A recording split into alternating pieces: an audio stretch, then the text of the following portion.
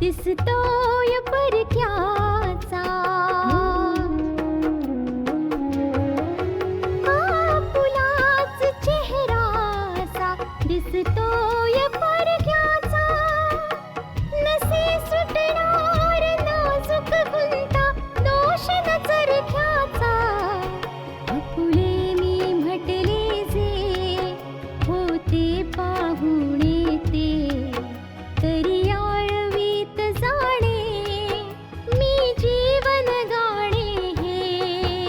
रेखा ही भाग्याची, रेखा ही भाग्याची, रेखा ही भाग्याची, रेखा ही भाग्याची. आतापर्यंत आपण पाहिलं पूर्वीचं सगळं काही विसरल्यामुळे आशाला आपला नवरा अजयची आठवण सुद्धा येत नाहीये आणि नानांना आशाचं लग्न सिद्धांतशी करून द्यायचं आहे. सिद्धांत हा एक चाल खेळून आशाशी लग्न करू इच्छितोय. पल्लवीला हे नाही माहीत की आशाचं ज्याच्याशी लग्न ठरलेलं आहे तोच विजय आहे. पल्लवी विजयला भेटते आणि तिलाही विजयला आशाला भेटायला घेऊन जायचंय, पण तो काहीतरी बहाणा करतो.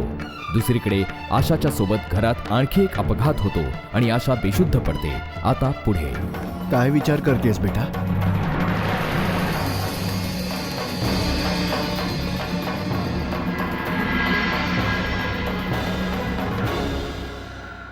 नानू, तुम्ही मला बोलवलं होतं आणि मग मी घसरून पडले होते. मग मी बेशुद्ध झाले होते का? हो बेटा, तू बेशुद्ध पडलीस. मग डॉक्टर आले, त्यांनी तुला चेक केलं. मी तुझ्यासाठी लग्नाचे दागिने घेऊन आलो होतो, ते तू बघण्याच्या आनंदामध्ये सोफ्याला अडखळून खाली पडलीस आणि बेशुद्ध झालीस. हो नानू, मला आठवतंय.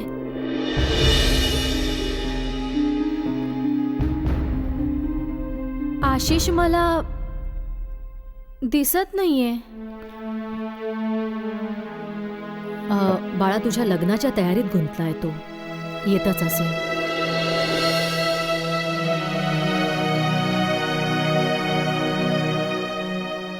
बरं बेटा, मला आधी हे सांग, तुझी तब्येत कशी आहे आता? मी ठीक आहे नानू, बस जरा डोकं दुखतंय. काय माहित अशी कशी घसरले. बाळा, यापुढे स्वतःची काळजी घे. तुझं आता लग्न होणार आहे, एक्स्ट्रा केअरफुल राहा. ओके?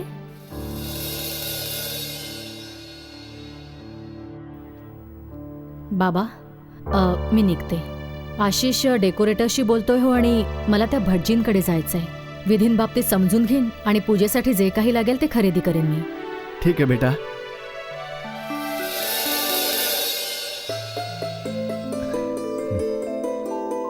आता डोकं दुखायचं कमी झालं ना बेटा? आराम कर तू, लवकरच बरं वाटेल. हा नाना. अरे बेटा, तू ये ना. आशाचा एवढा मोठा अपघात झाला आणि तुम्ही कोणी मला सांगितलंही नाही. मी आता देवळातूनच येतोय, तिथे सजावटीची तयारी चालली आहे. तिथेच आशिषने मला सांगितलं की आशा पडली होती, तिला खूप लागलाय आणि ती बेशुद्धही झाली होती. आम्ही सगळे आम्ही सगळे खूप काळजीत होतो की कधी आशा शुद्धीवर येईल. पण आता आशा कशी आहे नाना? बरी आहे बेटा. परमेश्वराचे आभार मान की तिला जास्त काही लागलं नाही. चला बरं झालं. मला सुद्धा खूपच काळजी वाटत होती. बरं बेटा, देवळात सजावटीचं काम कसं चाललंय? चांगलं चाललंय. आता जास्त मोठ्या प्रमाणात तयारी करण्या एवढा वेळ नाही आहे आपल्याकडे. आता जे काही होईल ते चांगलंच असेल. आणि आशिष दादाने तर तयारीत जीवच ओतलाय. बेटा, कामिनी पण भटजींना हे विचारायला गेली आहे की लग्नामध्ये विधी कोणकोणते करायचे आणि कोणकोणत्या प्रथा कशा कशा प्रकारे पार पाडायच्या ते. जेव्हा मनांची नाती जुळतात नाना, तेव्हा कोणत्याही रीतिरिवाजांची गरज नसते. मला तर फक्त इतकंच माहिती आहे की मला आशाला आपलं बनवायचं आहे, तिच्याशी लग्न करायचं आहे. आता रीतिरिवाज भले काहीही असो. बेटा, तुझं बोलणं ऐकलं की मनाला खूप दिलासा मिळतो. नाना, दुःख याच गोष्टीचं आहे मला की या लग्नात माझ्या घरचे सहभागी होणार नाही. या लग्नात माझे घरचेही सहभागी झाले असते तर माझा आनंद आणखीनच वाढला असता. हो बेटा, त्यांनी ही गोष्ट समजून घेतली असती. असो, तू जाऊन आशाला भेटून ये जा. हो नाना.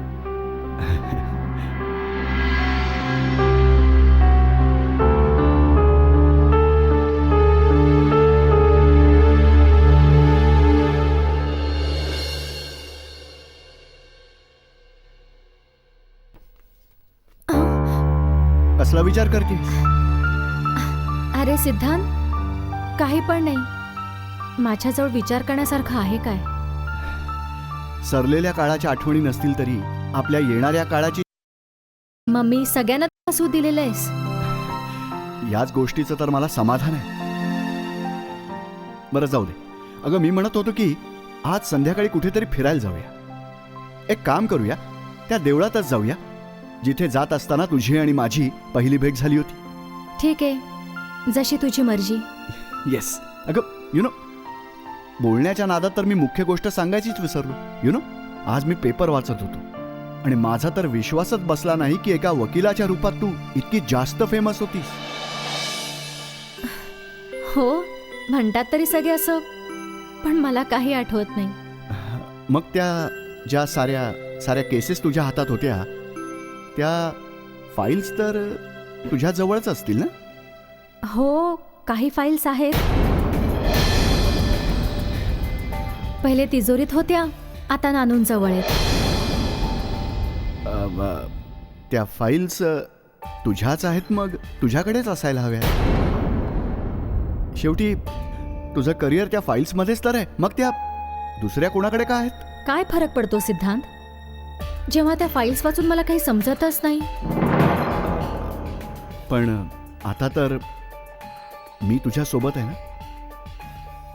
मग मी त्या फाईल्स वाचेन आणि तुला समजावेन.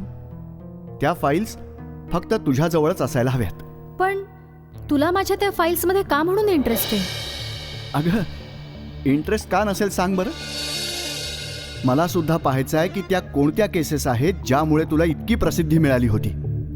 पण सिद्धार्थ, माझ्याकडे ज्या फाईल्स आहेत त्या बहुतेक केसेसच्या फाईल्स आहेत, ज्या केसेस मी कधी लढू शकले नाही. कदाचित आजही अपूर्ण आहेत. मग हेही मला बघायचं आहे की त्या कोणत्या केसेस आहेत. बरं बाबा, सोड आता हा विषय. ठीक आहे, सोडून दिला.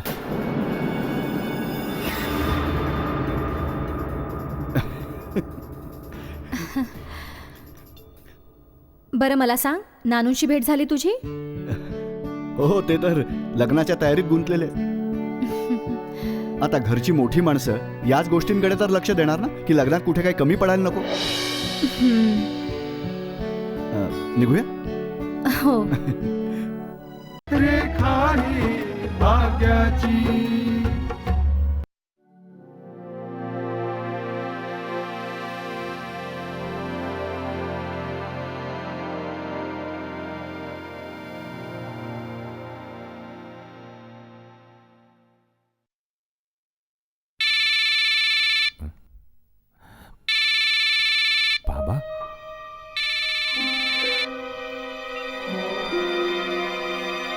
बोला बाबा, कशी काय आठवण काढली? बेटा, आठवण तर त्यांची काढली जाते ज्यांना विसरलेलो असतो. आणि तुझे तर माझ्यावर इतके उपकार आहेत की तुला तर मी आयुष्यभर विसरू शकत नाही ना. आणि बाबा, त्या उपकारांची तुम्ही कशी परतफेड केली आहे हे मी पाहिलंही आहे आणि अनुभवलं पण आहे. एक गोष्ट तर मला आता चांगलीच समजली की तोंडाने बोलण्यामध्ये आणि मनापासून खरंच मानण्यामध्ये दिवस रात्री इतका फरक असतो. आणि बेटा, दृष्टी तर सगळ्यांकडेच असते, पण लोक जगाकडे नुसत्या दृष्टीने नाही, दृष्टिकोनातून पाहतात. बाबा सोडा या सगळ्या गोष्टी. तुम्ही फोन कशासाठी केलाय ते सांगा. वेळ आणि परिस्थिती कधी कधी उलटी चाल करतात. आणि बेटा, तुला तर हे समजलंच असेल की तुझ्या मुलीचं लग्न आहे. खरं असं घडायला होतं की त्या लग्नाकरता बेटा तू आम्हाला बोलावणं करायला पाहिजेस. पण बघ ना, मीच तुला त्या लग्नासाठी बोलावणं करतोय. मी तुला इन्व्हाइट करतोय की आशाचं लग्न आहे आणि तिथे तुला यायचं आहे. हे विचित्र बिनकामाचं बोलण्यासाठी फोन केलाय तुम्ही बाबा? आता या गोष्टींना अर्थ तरी काय? आशाच्या आयुष्याचा एवढा मोठा निर्णय तुम्ही एकट्यानेच घेतला, मला विचारलंही नाही. आणि आता मला एका नातेवाईकासारखं आमंत्रण देण्यासाठी तुम्ही मला फोन केलाय? बेटा, आमच्या दृष्टीने तुझं महत्त्व किती आहे याचा अंदाज तू नाही बांधू शकत. सोहनलाल, मी जे काही करत आहे ना, जे काही, ते फक्त आशाच्या आयुष्यात आनंद आणण्यासाठी. आता माझ्याकडून तुम्हाला खूप खूप शुभेच्छा बाबा. मला या तुमच्या निर्णयामध्ये सहभागी करून घेण्याची काही गरज नाही. आता तर मला फक्त हेच बघायचं आहे की घाईघाईमध्ये घेतलेल्या तुमच्या या निर्णयामुळे तुम्ही आशाचं आयुष्य कसं काय घडवता ते. धन्यवाद.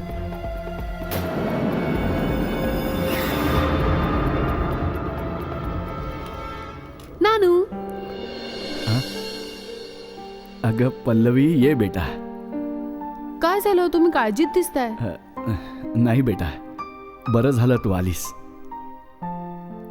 अरे हो, एक गोष्ट सांग मला, आशाच्या लग्नाच्या बाबतीत या सोहनलालच्या कुटुंबाचं काय म्हणणं आहे? जाऊ दे ना नानू, कोण काय म्हणतं काय करतं याच्याशी आपल्याला काय देणं घेणं आहे? प्रत्येकाचे आपापले विचार असतात. सगळ्यात चांगली गोष्ट ही आहे, आशाच्या जीवनातला आनंद परत आलेला आहे. सिद्धांत, तुझ्या घरच्या लोकांना अजूनही माहित नाही की तू माझ्याशी लग्न करतोयस? आशा, तू एक काम कर, तू इथे बस. हे बघ, आता आपलं लग्न तर होणारच आहे ना, मग सगळ्या जगाला आपोआप समजणारच आहे. सिद्धांत, मला हे बरोबर नाही वाटत आहे. आशा, सोड ना हा विषय. एक काम करूया, संध्याकाळी त्याच देवळाजवळ भेटूया, ठीक आहे? एनिवेज, मी निघतो आता. अरे सिद्धांत, कुठे जातोयस? थोडा वेळ थांब ना. का? ते ऍक्च्युली माझी एक मैत्रीण येते. मैत्रीण? हो, पल्लवी. बरेच दिवस तिला तुला भेटायचं होतं, पण कधी संधीच नाही मिळाली. आज तू येणारच होतास, मग मी तिला सांगितलं. ती बघ येतच असेल. पण ही आशा आहे कुठे? कुठे आहेत कुठे मॅडम? बेटा, ती तिच्याच खोलीत आहे. आणि हो, सिद्धांत पण आहे तिच्या सोबत. तू त्यालाही भेटून घे. मी लगेच त्याला भेटून एक येते. मिनिट. तुला सावधगिरी या गोष्टीची बाळगावी लागेल की जेव्हा त्या दोघी एकत्र असतील तेव्हा तू तिथे नाही जायचंस. आलं लक्षात? सिद्धांत, हा? मी तुझ्याशी बोलते. यु नो, मी अरे यु नो, ॲक्च्युली मला एका खूप इम्पॉर्टंट कामासाठी बाहेर जायचं आहे आणि तुझ्याशी बोलता बोलता मला आधीच उशीर झालाय. तेव्हा मी प्लीज. थोडा वेळ थांब ना. तिची खूप इच्छा आहे तुला भेटायची. बस येतच असेल. आशा, तू मी काय म्हणतोय ते समजून घे ना. आता तर आपलं लग्न होणार आहे, मग भेटणं तर होईलच ना. आणि ॲक्च्युली माझं इम्पॉर्टंट काम म्हणजे रजिस्ट्रारला भेटायचं आहे मला आधीच खूप उशीर झालाय. जर आणखी उशीर झाला तर ते ऑफिस बंद होईल आणि त्यांच्याशी मला खूप महत्त्वाचं बोलायचं आहे. म्हणून मी प्लीज निघतो ग. ओके. तू एक काम कर ना, तू तुझ्या मैत्रिणीला माझ्याशी फोनवर बोलायला सांग. Okay, bye. बाय.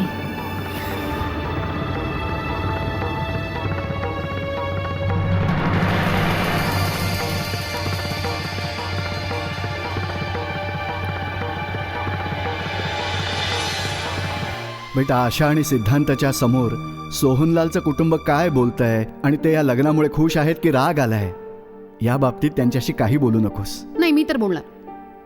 काय नानू तुम्ही पण ना खरंच काही पण. मी आले भेटून तुला.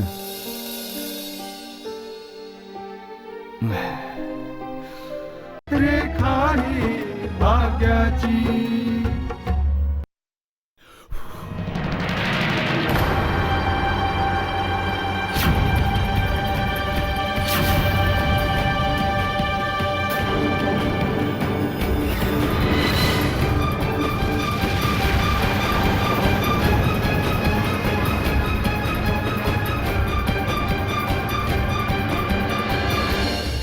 हाय आशा. हाय, ये ना. अरे मिस्टर सिद्धांत कुठे आहेत? नानू तर म्हणत होते की ते इथेच आहेत. सिद्धांत होता इथेच, पण आत्ताच तर निघाला तो. आत्ताच निघाले? मला तर कोणी दिसलं नाही बाहेर. असं कसं होऊ शकतं? तू ना तुझ्याच तंद्रीत येत असशील. मी काही तंद्री बिंद्रीत नव्हते. मला खरंच कोणी दिसलं नाही. आणि त्या साहेबांना काय एवढी घाई होती? थोडा वेळ थांबू शकले नाहीत का? बघ, त्याला रजिस्ट्रारच्या ऑफिसमध्ये जायचं होतं. पण मी तुझं फोनवर बोलणं करून देते. थांब.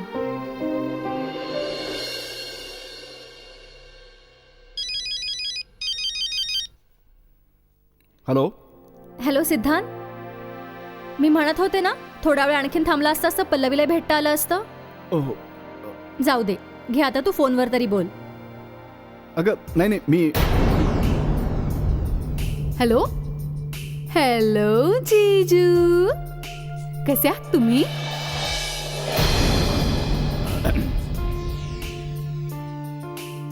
बरं आहे. तुम्ही कशा आहात? मी पण अगदी बरी आहे. जीजू काय आहे ना, मी तुम्हाला भेटायचा बऱ्याचदा विचार केला. पण तुम्ही आहात की भेटतच नाही. हो, ते मी सुद्धा आशाकडून तुमच्याविषयी बरंच काही ऐकलंय. चांगलंच बोलली असेल. वाटलं होतं की आज तुमच्याशी भेट होईल, पण बघा ना, मी तिथून निघाल्यानंतरच तुम्ही तिथे पोहोचलात. हो, मला थोडा उशीर झाला ना. हो, आता तर भेटीगाठी चालूच राहतील. तुमच्याशी मनाने नातं जुळणार आहे ना. ओके, मनाचं नातं. हो, बघा ना, तुम्ही आशाला खूप जवळचे आहात आणि मी पण आहे. मग झालं ना मनाचं नातं. ठीक आहे ठीक आहे. बरं, मला तुम्हाला थँक्स म्हणायचंय. तुम्ही आशासाठी बरंच काही केलं. जी काही आशाला मदत केली त्यासाठी thank you. Oh hello hello hello hello. फ्रेंडशिपमध्ये नो थँक्यू नो सॉरी. उपकार नाही करत फ्रेंड्स. आजकाल मैत्री निभावणारे भेटतात कुठे. चला तर मी ड्राईव्ह करतोय. मग आरामात बसून निवांत गप्पा मारूया. ठीक आहे, बाय. बाय.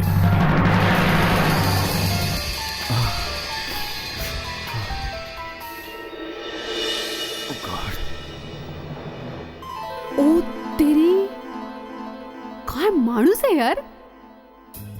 ह्याच्याशी बोलून ना मला खूप आनंद होतोय. मानावंच लागेल. मन जिंकायचं ना टॅलेंट आहे त्याच्यात. सही आहे यार. गुड गुड, चांगला चॉईस आहे. रेखा ही भाग्याची. अगं बाई, काय इतकी काळजी करतेस? येतील ते. पण आहे कुठे तो? तो स्वतःच म्हणाला होता की संध्याकाळी गार्डन मध्ये भेटूया. अगं बाई, तुम्हा दोघांचं लग्न होणार आहे आता. एवढी सगळी कामं आहेत आणि तुझ्या घरात तर नानू आहेत, आशिष दादा आहेत, जे कामं करतील सगळी. मला काही समजलं नाही. अगं त्याच्या घरी कोणीही नसेल ना काम करण्यासाठी. तर जसं की तुझ्यासाठी ज्वेलरी बनवणं, मंगळसूत्र खरेदी करणं, एखादं गिफ्ट खरेदी करणं. समजतंय का? अगं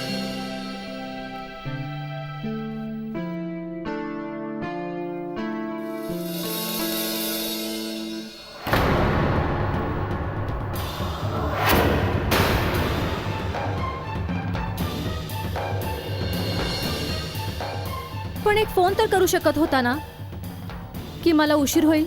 आता आपण इथे वाट बघतोय आणि या साहेबांचा काही पत्ताच नाही. बरोबर आहे, तू रागावणं साहजिकच आहे. ऍक्च्युली यालाच तर प्रेम म्हणतात. आता तू ना अशी बडबड करणं बंद कर. बरं बाई, जर तो फोन करत नाही तर तू फोन कर त्याला, विचार त्याला कुठे आहे, केव्हा येणार आहे.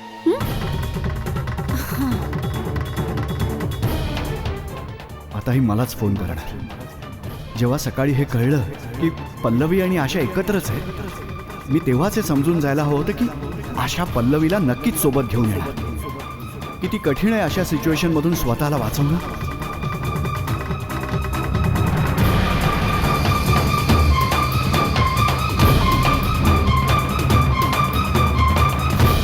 बघ, फोनही बंद आहे. अगं, कदाचित त्याच्या मोबाईलची बॅटरी संपली असेल. आता तू रागावू नकोस. चल मूड ठीक कर. पल्लवी आणि आशा मैत्रिणी आहेत हे कळल्यावर सगळ्यात जास्त चिंता गोविंदला वाटते. त्यांना अशी भीती वाटते की सगळं नीट होता होता बिघडायला नको, कारण त्यांचं फ्युचर अवलंबून आहे या सगळ्यावर. तू बरोबर बोलतेस बाळा, पण आपल्या भावावर भरोसा ठेव. त्याने तुझं सौभाग्य वाचवण्याचा विडा उचललाय आणि तो इतक्या सहजासहजी हार नाही मानणार. ये बाळा, कुठून येतोस? आशाच्या घरून. काय झालं विजय? पुन्हा काय विशेष घडलं का? हो बाया, खूप काळजीत दिसतोयस तू. अखेर झालं तरी काय रे? माहित नाही कुठवरही गोष्ट लपवू शकणार आहे मी. ही गोष्ट लपवण्यासाठी खोटं बोलून बोलून मी कंटाळलोय आता. आज जेव्हा मी आशाच्या घरी होतो तेव्हा तिथे अचानक पल्लवी आली. काय? हे तर बरं झालं आशाने मला आधीच सांगितलं की पल्लवी तिथे येणार आहे, म्हणून मी तिथून पळ काढला. जर एका मिनिटाचाही उशीर झाला असता तर पल्लवीने मला आणि आशाला एकत्र पाहिलं असतं.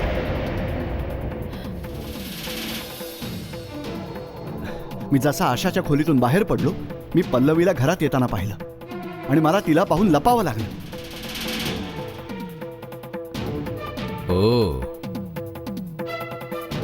मग काय असं नाही होऊ शकत की तू आशाला भेटायला जायचंच नाहीस? हे सांग ना की तू बिझी आहेस. आता तर हेच करावं लागेल मम्मी.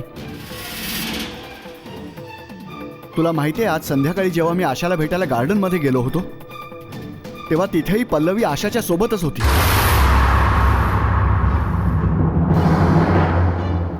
मी पल्लवीला एक असं लेटर पाठवलं होतं जे वाचून तिला लगेच बंगळुरूला जावं लागेल. बँगलोरहून तुझ्या कॉलेजमधून एक पत्र आलंय. काय? कॉलेजमधून एक पत्र आलंय? कुठली तरी री एक्झाम होते आणि त्यासाठी मला उद्याच बंगळुरूला जायचंय.